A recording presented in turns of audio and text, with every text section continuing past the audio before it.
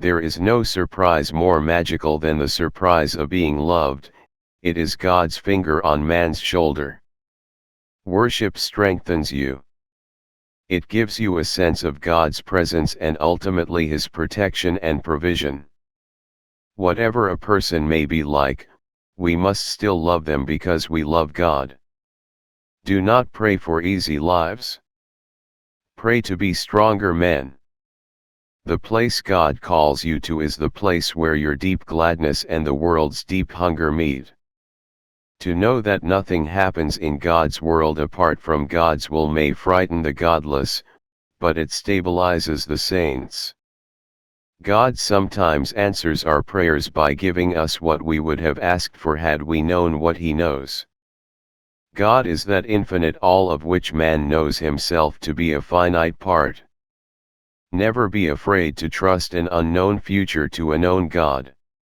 Talent is God-given. Be humble. Fame is man-given. Be grateful. Conceit is self-given. Be careful. Faithful servants never retire. You can retire from your career, but you will never retire from serving God. Your situation does not embarrass God because He has solution. For prayer is nothing else than being on terms of friendship with God.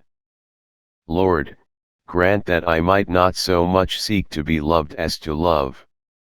The basic purpose of prayer is not to bend God's will to mine, but to mold my will into His. Four things let us ever keep in mind: God hears prayer, God heeds prayer, God answers prayer, and God delivers by prayer. When your will is God's will, you will have your will. Love aright and you will never be sad. Embrace God's will and you will be filled with joy and peace. Only God can fully satisfy the hungry heart of man. Make sure you are doing what God wants you to do, then do it with all your strength.